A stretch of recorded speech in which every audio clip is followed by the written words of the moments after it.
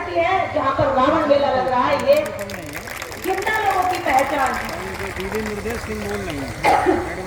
मरी हुई मछली हमेशा पानी के बहाव में बह जाती है और जिंदा मछली धारा के विपरीत बहकर दिखाती है। तो आप सब लोगों का यहाँ उपस्थित होना ये सबूत है कि हम सब इस भारत के अंदर मरे हुए मुर्दों में जिंदा लोग हैं। बौद्ध धर्म की बात शुरू से अब तक सारे वक्ताओं ने जोड़ दिया है। अभी हमने 22 प्रतिज्ञाएं ली हैं और पंचशील दर्शन कह रहा है, जिसमें जीवन को जीने का सही तरीका बताया गया है। अगर हम बुद्ध की बात करें, अगर हम सम्राट अशोक की बात करें, तो इस भारत के अंदर ही नहीं पूरी दुनिया के अंदर ये दो लोग ऐसे रहे हैं जिनकी वजह से इस भारत की पहचान है, हमारी पहचान है। और भारत के गए हुए मंत्री, मुख्यमंत्री, प्रधानमंत्री जब बाहर जाते हैं विदेशों में, तो उन्हें मजबूरी में ये कहना पड़ जाता है कि हम हनुमान की धरती से नहीं आए, राम की धरती से नहीं आए, कभी नहीं कहते। वो क्या कहते हैं? हम बुद्ध की धरती से आए हैं। क्योंकि अगर वो कहेंगे कि सूरज को निकलने वाला हम हनुमान की धरती से आए हैं, तो कोई उनको नमस्कार नहीं करेगा, कोई उनको नहीं पूजेगा। अगर वो कहेंगे कि संबूक ऋषि का वध करने वाले, उसकी हत्या करने वाले राम की धरती से आए हैं, कोई उनको नहीं मानेगा, क्योंकि कोई नहीं जानता उनको। लेकिन जब वो कहते हैं कि हम बुद्ध की धरती से आए हैं, तो उनको सम्मान भी मिलता है, उनको मोटा मोटा फंड भी मिलता है। लेकिन हमारे पुरखों के नाम पर विदेशों से भी लूटा जाता है और देश में भी हमारे नाम पर वो खर्च नहीं किया जाता। यही है जालसाजी, यही है बेईमानी, और ये हमारी अजागरूकता का परिणाम है। हमें लड़ाई कहां लड़नी चाहिए और हम लड़ कहां रहे हैं। हम काहे की लड़ाई लड़ रहे हैं? कावड़ ढोने की लड़ाई।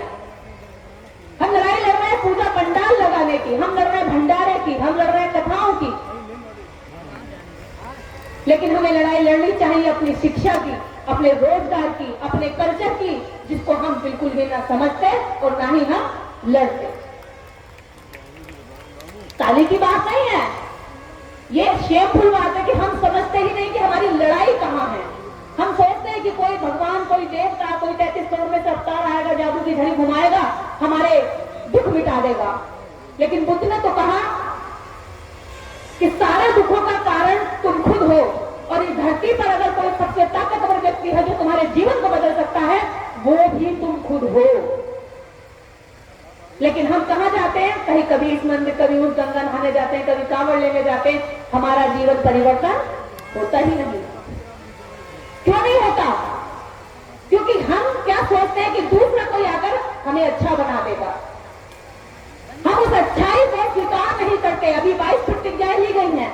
अगर 22 में से पहली प्रतिज्ञा स्वीकार कर ली जाए और जीवन में उतार ली जाए कि मैं ब्रह्मा, विष्णु, गणेश को ईश्वर नहीं मानूंगा, तो इस देश का 3% रुपयाधारी भूखा मर जाएगा, मंदिरों में ताला लग जाएगा, उनका रोजगार ठप हो जाएगा। अगर उसके बाद एक प्रतिज्ञा और है कि मैं नशा नहीं करूंगा, कच्ची पक्की शराब नहीं पीऊंगा, अगर आपने ये छोड़ दिया, तो इस देश के अंदर सरकार को दारू के ठेके बंद करने पड़ जाएंगे। और तो और हम चाह रखते हैं कि हमारा जो सुधार है ऐसे लोग करते जो खुद नशा करते हैं। नशा करने वाला, तुम्हें क्या चाहिए? तुम्हें कावड़ इसलिए चाहिए होती है ना कि नशा करके आराम से सड़कों पर होटल मचाओ, कोई नहीं रोकता, कोई नहीं रोकता। कहीं भी इधर उधर हाथ चला दो, पैर चला दो, किसी बहन बेटी के बीच में कोई नहीं रोकेगा। लेकिन यहां आपने अगर ऐसा किया तो बुद्ध धर्म इसकी इजाजत कतई नहीं देता। खुद बुद्ध धर्म में शामिल होने वाली लड़की आपको इजाजत नहीं देगी, वो आपको हाथ पकड़ के खींच लेगी, बाजू से उखाड़ देगी। ये ताकत होती है बुद्ध धर्म में जाने वाली बेटियों में। तो आपको अपनी सुरक्षा के लिए किसी हाथी के सिर वाले देवता की जरूरत नहीं है, चूहे पे बैठने वाले की जरूरत नहीं है, धाम धतूरा लेकर अपने बेटे का सर काटने वाले की जरूरत नहीं है। अगर आपको जरूरत है किसी की, तो वो बुद्ध है, वो अम्बेडकर है, वो रैदास है, वो कबीर है, वो राम स्वरूप वर्मा की विचारधारा है।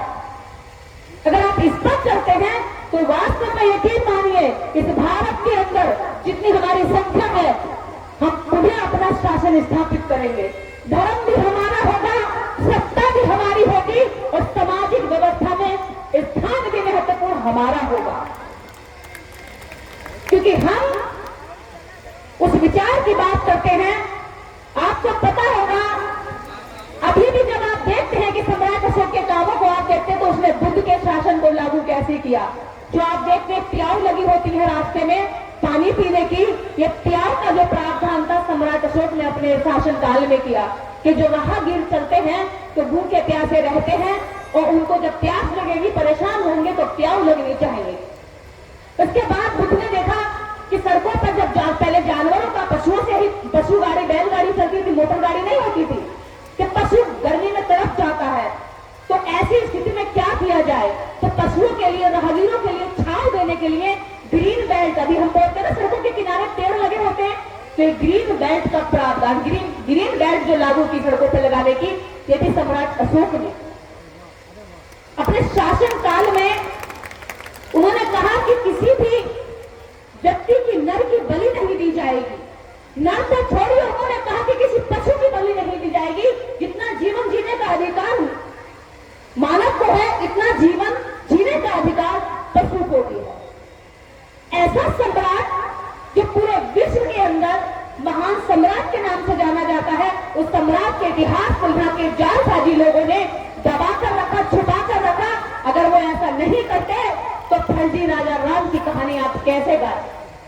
उसकी कहानी गली नुक्कड़ पर आप देखेंगे रामायण की जा रही है, लेकिन सम्राट अशोक की बात केवल इस मंच पर की जा रही है, क्योंकि इससे पता चलता है कि देश की सरकारें, देश की व्यवस्था सम्राट अशोक से लेकर के, बुद्ध से लेकर के बाबा साहब डॉक्टर अम्बेडकर को अगर कोशिश करती है तो सिर्फ दफन करने की और दबाने की। क्यों ना करें, क्योंकि उनकी सच्ची औलादें, उनके वंशज, उनके बच्चे वो भी तो नहीं जानते कि उनका असली जो पूर्वज है, पुरखा है, वो कौन है। इसीलिए ये षड्यंत्र हमारे साथ होता है। एक बार तो डॉक्टर अम्बेडकर को पढ़ ले, बुद्ध को पढ़ ले, उसको फिर कोई बहला फुसला कर नहीं ले जा सकता। ये उसके विचारों की इतनी ताकत हो जाती है कि ये वो हो जाता है जिसको ये कहते हैं कि ईश्वर की बिना मर्जी के पत्ता नहीं हिलता, लेकिन एक अम्बेडकरवादी और बुद्धिस्ट पूरे भगवान को हिलाने की ताकत रखता है। कितनी ताकत चाहिए आपको, कितनी चाहिए, कितना चमत्कार चाहिए। अगर आपको ताकत देखनी है तो अम्बेडकरवादियों से मिलिए, 33 करोड़ को चुनौती देते हैं। अगर आपको चमत्कार देखना है तो बाबा साहब डॉक्टर अम्बेडकर का संविधान देखिए। ब्राह्मण भंगी एक समान कर दिया। अगर ब्राह्मण रेप करेगा, भंगी भी रेप करेगा तो तीनों पे धारा 376, आई थिंक अब तक डीएलएफ हो गई है, तो धारा 376 लगती थी। अगर चोरी ब्राह्मण करेगा, चोरी भंगी करेगा तो दोनों पर धारा एक जैसी लगेगी, सजा भी एक जैसी होगी। तो अगर चमत्कार देखना है तो बाबा साहब डॉक्टर अम्बेडकर का संविधान पढ़िए। जिनके शरीर पर चिथड़े हुआ करते थे, जिनके मुंह में जुबान नहीं हुआ करती थी, आज उनके मुंह में लंबी गजभर जबान है, मंचों से बोल रहे हो। कैसा चमत्कार चाहिए मेरे भाई। शरीरों पर चिथड़े नहीं होते थे, आज ब्रांड के कपड़े पहनकर घूम रहे हैं। औरतों को तो कहा जाता था पैर की जूती पहनो, पहनो वरना फेंक लो। और इसके बावजूद बाबा साहब डॉक्टर अम्बेडकर इस औरत को मजबूत करने के लिए भारत में किसी भी धर्म की, पंथ की, किसी भी जाति की अगर स्त्री आजाद घूम रही है, एक पति के घर में सम्मान से एक ही पत्नी रह रही है, तो ये ताकत किसी देवी देवता, व्रत या करवा चौथ की नहीं, ये बाबा साहब डॉक्टर अम्बेडकर के संविधान की है। इसके बारे में जानिए, आप कर्जदार हैं उस अम्बेडकर की जिसने तुम्हारे अधिकारों को दिलाने के लिए, हिंदू कोड भी लागू कराने के लिए कानून मंत्री पद से इस्तीफा दे दिया था। आपको एक प्रधान, गांव का ग्राम पंचायत का प्रधान तुम्हारे अधिकारों के लिए इस्तीफा न दे, और बाबा साहब ने भारत के प्रथम कानून मंत्री पद से इस्तीफा दिया था। कितनी आपको पावर चाहिए, कितना आपको चमत्कार चाहिए। अरे सारे चमत्कारी विद्वान महापुरुष आपके बहुजन समाज में, इंसान को इंसान का दर्जा देने वाले लोग आपके बहुजन समाज में, मानव को मानव जाति में जिसको एंट्री नहीं थी कि शूद्र अछूत पढ़ नहीं सकता, संपत्ति नहीं इकट्ठी कर सकता, और तो और ये मंत्रों का उच्चारण नहीं कर सकता, बोलना तो दूर की बात के लिए सुन नहीं सकता, के कान में पिघला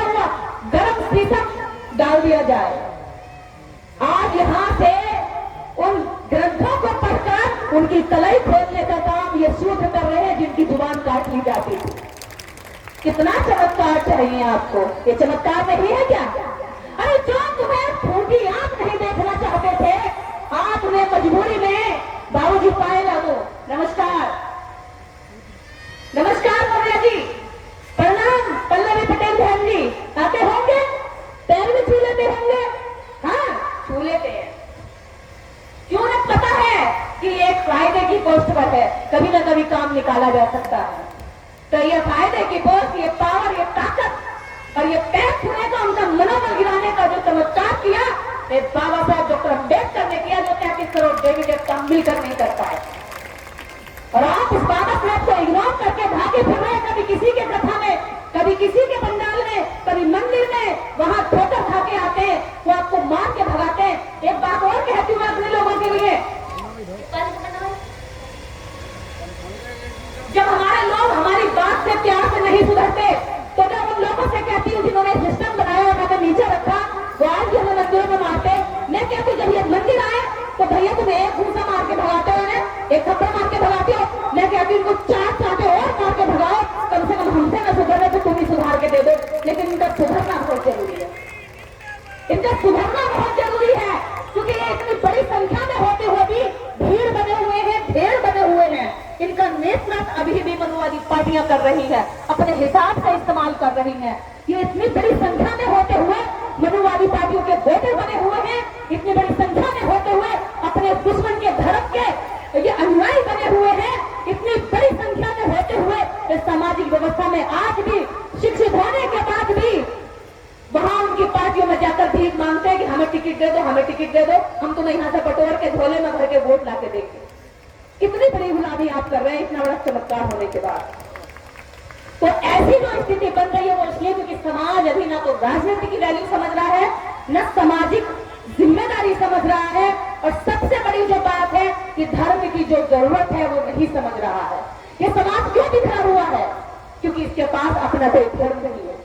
1920 से पहले भारत में तो हिंदू नहीं हुआ करता था, लेकिन 19 के बाद में जब देखा गया कि अंग्रेज यहाँ पर लोकतंत्र स्थापित कर देंगे और जाएंगे तो लोकतंत्र आएगा ही, और ये जब तक जाने वाले नहीं है, जिद्दी है, तो उन्हें लगा कि भाई अब तो हमें अपनी रिपोर्ट की बढ़ानी पड़ेगी।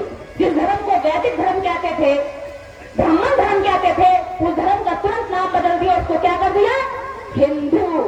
आप कैचली सांप भी कुछ समय के बाद छोड़ता है, या रंग गिरगिट भी कुछ टाइम के बाद रंग बदलता है, लेकिन ये जो प्रजाति है ये न टाइम के हिसाब से बदलती है, ये न किसी की और की जरूरत के हिसाब से बदलती है, ये अपने फायदे के हिसाब से बदलती है, और इसने अपना धर्म ही बदल दिया। जब हिंदू धर्म 1930 में इन्होंने शोर मचाना शुरू कर दिया, किताबें लिखनी शुरू कर दी, ग्रंथों को लिखना शुरू कर दिया, तो जब इन्हें पता चला कि जब हम वोट के रूप में यहाँ स्थापित होंगे तो हमें हिंदू से हमारी संख्या कम पड़ जाएगी, माइनॉरिटी हो जाएंगे, तो उन्होंने मेजॉरिटी बढ़ाने के लिए उन गरीब लोगों को, जिनको ये चिथड़े भी नहीं देते थे, जिनको अपनी बस्तियों में रहने का स्थान भी नहीं देते थे, जिनको इन्होंने गो बैक कमीशन के नारे लगाकर उनका कम्युनल अवार्ड छीन लिया, उनके अधिकार नहीं दिए, बाबा साहब को रुलाया, उन लोगों को तुरंत कह दिया सारे हिंदू एक हो जाओ, सारे हिंदू एक हो जाओ।